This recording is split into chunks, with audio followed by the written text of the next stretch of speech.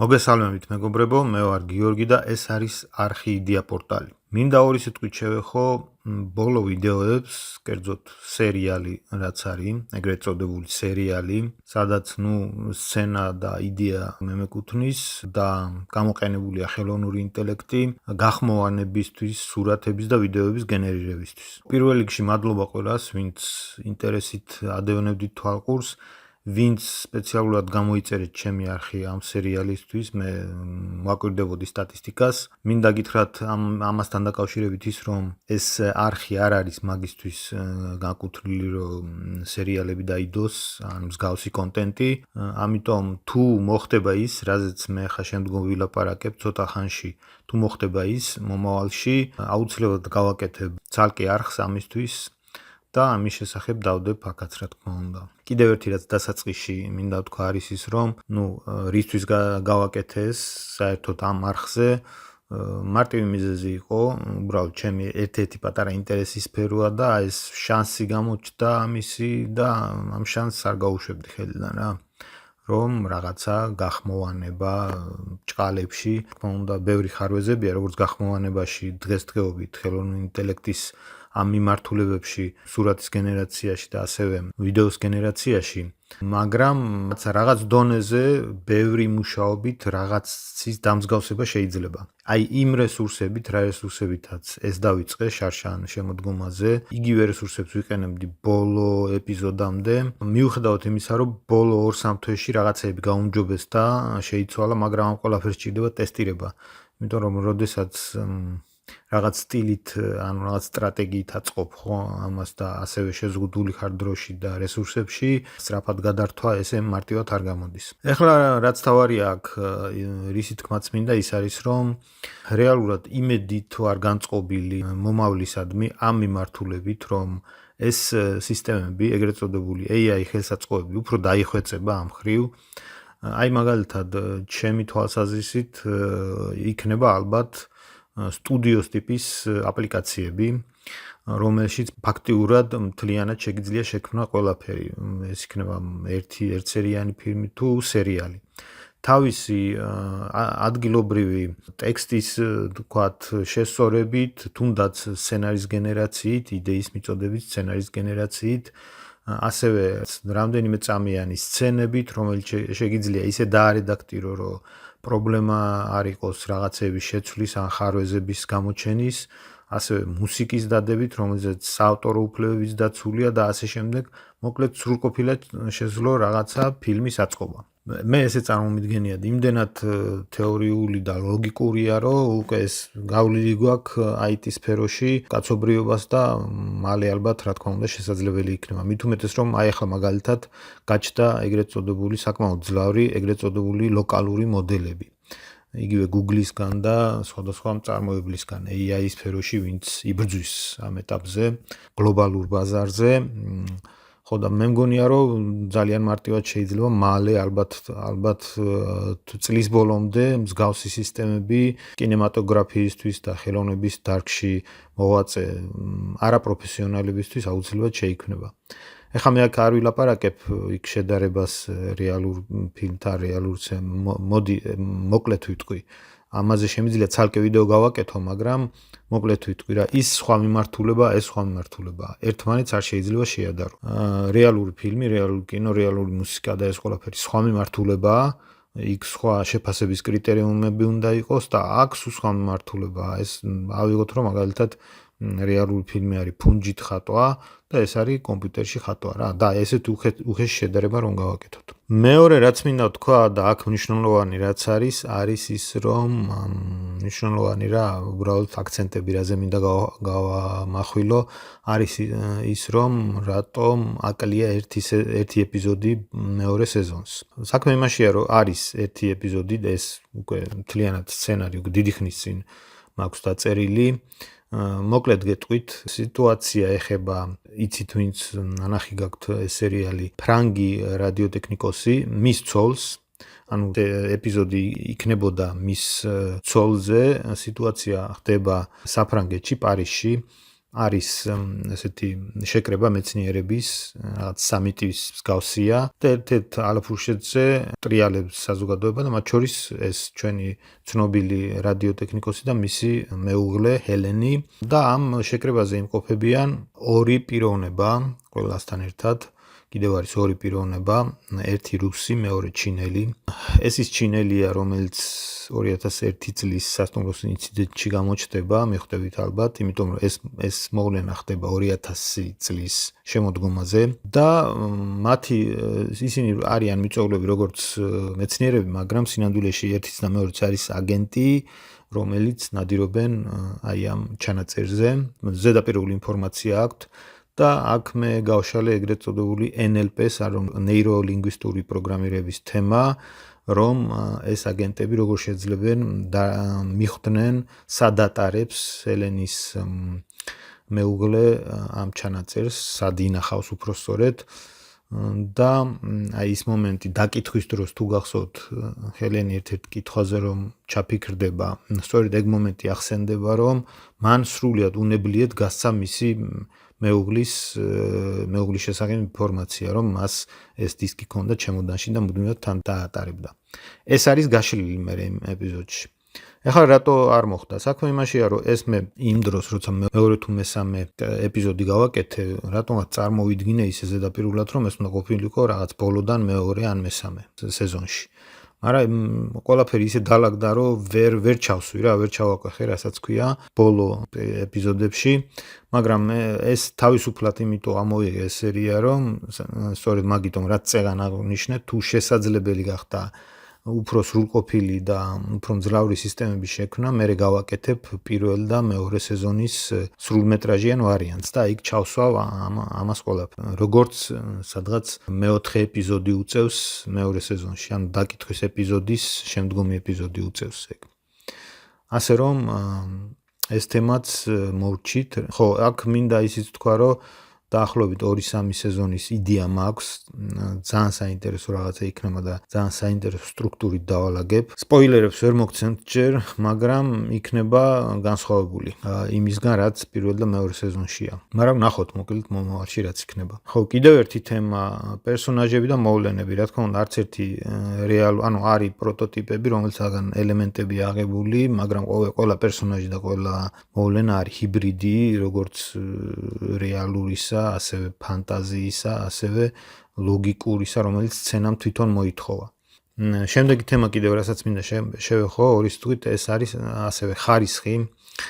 როგორც თქვი, ეს როცა დავიწყე ამის კეთება, მაშინ ის შესაძლებლობები იყო, რასაც თქვენ ხედავთ ამ სერიალში, ანუ სურათის გენერირება, მისი უხმოდ ანიმაცია, სამაგეროდ დიდი შესაძლებლობები, ან ხმოვანი ანიმაცია, მაგრამ შეზღუდული შესაძლებლობები. იმ გაგებით, რომ ძალიან დიდი დრო მიაქვს შესწორებებს, რედაქტირების დროს დაშოული შეცდომებს და მე იმ შესწორებებს. იმისაც, რომ ამ რესურსების ბაზაზე უფრო სრულყოფილი გამოსულიყო, ეს დიდ დროს მოითხოვს, ვისაც გაკეთებული გაქვთ რაღაც მიხვდებით, რაზე მაქვს საუბარი. უბრალოდ ამით რამდენიმე მნიშვნელოვანი რაღაც შევამოწმე ჩემს თავზეც პირველ რიგში, რომ რამდენად მაინტერესებდა ამის კეთება და რა თქმა უნდა სასიამოვნო იყო ამაზე მუშაობა. მინდოდა მივიყვანა ბოლომდე და შევძელი რომ ბოლომდე მივიყვანე. ამასაც დიდი მნიშვნელობა აქვს იმ დროით რესურსების ფარგლებში, რასაც მე ვფლობ. კიდევ ის რომ როგორც თქვი, არ არის ის ხარისხი, რა თქმა უნდა, რაც უნდა იყოს და რასაც მაყურებელს საერთოდ მოგწონს. მაგრამ რაღაცა ჩონჩხი გამოიკვეთა, ხო, რისი გაკეთება შეიძლება თუ ამას მე თუ არა სხვა ვინმე თუ გააკეთებს მომავალში. ხო და კიდევ ერთი, აი რატო ქვია ბოლო ეპიზოდს სათაურად ჩინელი, ამის მიხვედრა უკვე თქვენთვის მომინდვია.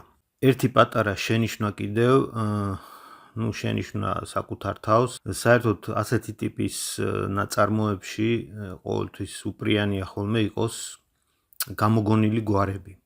ძირითადად მე მაქვს ეს მეორე სეზონში და შეიძლება ვაღიარებ, რომ პრინციპში შეცდომა დაუშვი, რომ მთლიანად არ არის გამოგონილი გვარები, თუმცა ამას ქონდა რაღაცა წინაპირობა რა. მოკლედ ასეა თუ ისე, სრულმეტრაჟიან ვარიანტში აუცილებლად რაღაცეები შეიცვლება. და ერთი მნიშვნელოვანი საკითხი კიდე მინდა აღვნიშნო ერთ-ერთ სცენაზე, კერძოდ სცენაზე, როცა მათე მიდის წიგნის საყიდლად და აი არკაში რაც ხდება, ხო? ზოგადად ახლა ეს პერსონაჟი მე არ მყავს ესეთი ჰოლივუდური ტიპის სუპერმენი რა. მაქსიმალურად ვეცადე რომ რაღაცა ბალანსი დამეჭირა, ერთის მხრივ ბევრი რამის ცოდნე და მეორეს მხრივ სუპერმენს ჰოლივუდურ ტიპის სუპერმენს შორის. მაგრამ აი სცენა, სადაც შეკამათება ხდება, ხო, მასა და ქუჩის ბიჭებს შორის, შეიძლება არასწორად იქნას აღქმული. ორი სიტყვით ვიტყვი რა, ეს ამაზე ცალკე ვიდეო შემიძლია გავაკეთო, მაგრამ ახლა მაგის საჭიროებას ვერ და უბრალოდ მინდა ორი სიტყვით მიგანიშნებ, რა შეიძლება უფრო გავს ეს სცენა რეალურად რო გადაღებულიყო. არის ესეთი ფილმი, ყველამ ალბათ კარგად იცით, ყოვლის შემძლებრიუსი, ჯიმ კერი თამაშობს, როდესაც არკაში შედის და იქ კრიმინალებს რაღაცებს ელაპარაკება. აი საუბრის მანერა და მიმიკები და ეს ჟესტები რაც აქვს, აი დაახლოებით ისეთი ტიპის სიტუაცია არის აქაც რა. საქმეში ახლა მათეს პერსონაჟი უკვე იცით ხო, ვისაც ნანახი გაქვთ ეს სერიალი, არის პიროვნება, რომელიც გარემოს უყურებს ირონიულად, იუმორით და პლუს მაგას ამას ყველაფერთან ერთად რაღაც ზურგიც აქვს, ხო, ისე ძლიერი ზურგი იმ შემთხვევაში თუ რაღაც პრობლემები გაუჩნდება კრიმინალებთან, ხო? ასე რომ ეს მას სულაც არ ჭირდებოდა იმ მომენტში რაღაცა ძველბიჭური სპეცეფექტები და რაიმე სერიოზულად აღქმა და ასე შემდეგ. ხო ხდებით დაახლოებით, აი რომ შევეცადე მოკლედ რომ წარმოდგენა ამ სცენის შესახებ. ზოგადად ეს ეპიზოდი აი წიგზე საუბრიდან დაწყებული, დამთავრებული საჯარო ბიბლიოთეკაში რომ მიდის, არის ერთი ცნობილი სურათის გაშლილი სახე. ეს სურათი გავრცელდა ამ წლებში მიტინგებთან დაკავშირებით და უკვე თქვენთვის მომინდვია ზუსტად რა მომენტსაც, რა სურათს ასახავს ეს ეპიზოდი. როგორც თქვი, სალაპარაკო ამაზე საკმაოდ ბევრია, მეტაფორული ფორმაც აქვს ამ ეპიზოდის ამ ნაწილს. და ბოლოს რაც მინდა თქვა, ის არის რომ როგორც თავიდან აღნიშნე, ვინაიდან და რადგანაც ეს კონტენტი არ შეესაბამება ამ არხის შინაარსს, ამიტომ ამ სერიალებს გადავიტან ეგრეთ წოდებულ unlisted-ში, ანუ ვიდეო არხზე არ გამოჩნდება, მაგრამ ლინკი თუ გექნებათ, ჩვეულებრივ შეგიძლიათ უყუროთ. და საიდან შეიძლება ამის ნახვა? ამ ვიდეოს, ამ კონკრეტულ ვიდეოს კომენტარში დავამატებ იმ პლეილისტის ლინკს, სადაც ყველა ეპიზოდი იქნება ორივე სეზონის. ან თვითონ ამ არხის პლეილისტში შეგიძლიათ გადახვიდეთ და იქ ერთ-ერთი იქნება სერიალი პროექტი არქივი და იქიდან შეგიძლიათ უყუროთ. ხო, სულ ეს იყო, რაც მინდოდა მეთქვა. გმადლობთ ყურადღებისთვის, მომავალ შეხვედრამდე. მოგესალმებით. მოდით დღეს ტრადიციულ შესავალს გამოვტოვებ და პირდაპირ საქმეზე გადავალ. მინდა მოგიყვეთ ერთ ძალიან მაგრად ჩამთრევ 2 სეზონიან სერიალზე. პროექტი არქივი ქვია და დამიჯერეთ, ეს არის თანამედროვე ჯაშუშური თრილერისა და უძველესი სამეცნიერო ფანტასტიკის ისეთი იდეალური ნაზავი, რომ უბრალოდ ვერ მოსხვდებით ეკრანს. მოკლედ, ვისაც გიყვართ ისეთი ისტორიები, რომლებიც სულ გაფიქრებთ და გამოსაცნობად გიწვევთ, ეს მიმოხილვა ზუსტად თქვენთვისაა. მოდით ერთად ჩავიძიროთ ამ საიდუმლოებებში. აბა, ერთი წუთით წარმოვიდგინეთ ასეთი სიტუაცია. ჩვეულებრივად სეირნობთ ბოტანიკურ ბაღში, არაფერზე არ ფიქრობთ და უცებ სრულიად უცხო ადამიანი რაღაცა საიდუმლო აგენტი გიკავშირდებათ და გეუბნებით, რომ ახლავე ტყეში უნდა გახვიდეთ და თქვენი ლეპტოპი ნაწილებად დაშალოთ. რა სიზამდით? ხო, ზუსტად ასეთ შოქშია ჩვენი გმირიც, IT სპეციალისტი და თომ, როცა აგენტი ბექა ეუბნება, რომ მასზე ნადირობაა გამოცხადებული. ეს ისეთი რეალური, ხელშესახები პარანოიაა, რომ პირველივე ეპიზოდიდან პირდაპირ სერიალის ეპიცენტრში გაგდებთ. და ეს არ არის უბრალოდ სიფრთხილე. უბრალოდ დააკვირდით, რა რადიკალურ ზომებზეა საუბარი. ჩინური და რუსული დაზვერვა იმდენად ღრმად არის ჩართული ამ ყველაფერში, რომ დათომ ციფრული კვალის წასაშლელად მთელი რიტუალი უნდა შეასრულოს. სასტრაფოდ გადის ქალაქიდან, მანქანას მინიმუმ 20 მეტრით შორდება, მერე თიშავს აბსოლუტურად ყველაფერს, Wi-Fi, Bluetooth, ლოკაცია, ფორმატდება მყარი დისკი და ბოლოს, ეგრეთ წოდებული საათი პირდაპირ ფოლგაში უნდა გაახვიოს, რომ სიგნალმა არ გაჟონოს. ეს უკვე გადარჩენის ინსტრუქცია და არა უბრალოდ წესი. მოკლედ, ახლა მივედით მთავარ კითხვამდე. რისთვის ხდება ეს ყველაფერი? რას მალავს ფაილის სახელად ჩუმი ხმაური? ხო, მთელი ეს ჯაშუშური ომი ერთ გასაიდუმლოებულ დოკუმენტზე ტრიალებს. ეს არის FBI-ის 60-იანი წლების დახურული საქმე. ჩუმი ხმაური. წარმოიდგინეთ, ჯერ კიდევ 1957 წელს NASA-მ რაღაც სრულიად არაბუნებრივი უცნაური კოსმოსური სიგნალი დაიჭირა. ეს სიგნალი მოდიოდა ობიექტიდან, რომელსაც მოგვიანებით არქივი დაარქვეს. და რაც უფრო მეც ვიგებთ ამ არქივზე, მით უფრო გიჟური ხდება ეს ყველაფერი. რეალურად რომ ვთქვათ, ეს არქივი რაღაც კოსმოსული შავი ყუთივითაა. თეორია ასეთია. ვიღაცამ, ან უფრო სწორად, რაღაც უაღრესად განვითარებულმა ცივილიზაციამ განადგურებამდე ეს ზონდი კოსმოსში გაუშვა. თვითმფრინავის შავი ყუთივით, ოღონდ პლანეტარული მასშტაბის. შიგნით არის უძველესი ტექნოლოგიები, მთელი მათი კულტურული ისტორია, გაფრთხილებები ჩვენთვის და შეიძლება კონკრეტული ადამიანების გონებაც კი. ახლა კი ეს ობიექტი მზის გარშემო სტაბილურ ორბიტაზე მოძრაობს და უბრალოდ ელოდება, როდის გავაღვიძებთ. და იცით რა არის ყველაზე საინტერესო?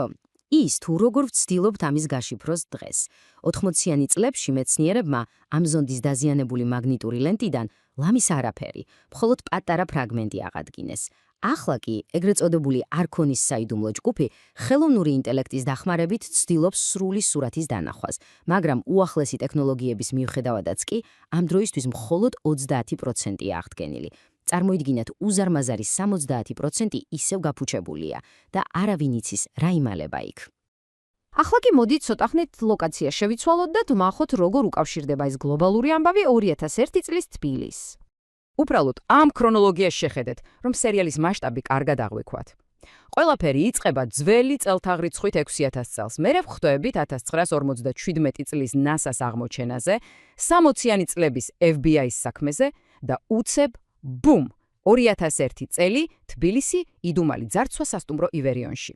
ანუ ხვდებით ხომ, ეს კოსმოსური მასშტაბის ამბავი პირდაპირ ჩვენს კარზე მოდის და საბოლოოდ ზუსტად იმ თანამედროვე კიბერ ომამდე მიგვიყვანს, რომელსაც თავიდან ვსაუბრობდით.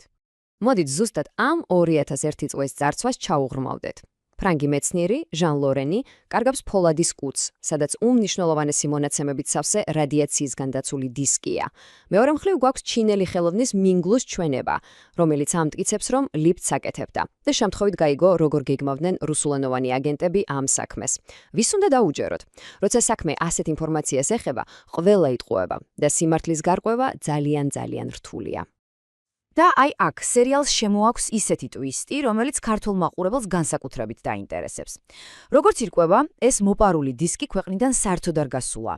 ის ჩინელი მინგლუ, რომელიც მერე პანკისის ხეობაში, ხადორხესის მშენებლობაზე აღმოჩნდა და უცებ გაქრა, სავარაუდოდ დისკიც ზუსტად იქ პანკისში გადამალა. თან ეს უბრალოდ თეორია არ არის. რადიო მოყვარულების მიერ დაჭერილი სიგნალებიც ზუსტად ამ ვერსიას ამყარებს. სრული სიგიჟეა, არა? კარგი. მოდით ცოტათი მასშტაბი გავზარდოთ და გადავიდეთ იმაზე, თუ რატომაა ეს დისკი ასეთი მნიშვნელოვანი. ვისაუბროთ პიკის ცივილიზაციაზე. 1,800,000. უბრალოდ დაიმახსოვრეთ ეს რიცხვი. მიჩნეულია, რომ ეს იყო ეგრეთ წოდებული პიკის ცივილიზაციის მაქსიმალური მოსახლეობა. ეს ხალხი ცხოვრობდა დაახლოებით 6000 წლის წინ კუნძულზე, რომელიც დღეს უკვე ჩაძირულია ინდოეთისა და არაბეთის ნახევარკუნძულებს შორის. და დამიჯერეთ, მათი განვითარების დონე ჩვენს ყველაზე გაბედულ ფანტაზიებსაც კი სცდება. რას გულისხმობს ეს განვითარება? ისინი აკონტროლებდნენ ამინდს. ჰქონდათ ოსმოსური თანამგზავრები, რომლებიც მერე საუკუნეების განმავლობაში ცვიოდა დედამიწაზე. და რაც მთავარია, ყავდათ ეგრეთ წოდებული დივერგენტები, ადამიანები, რომლებსაც ბუნებასთან რაღაცნაირი ტელეპათიური და მისტიური კავშირი ჰქონდათ.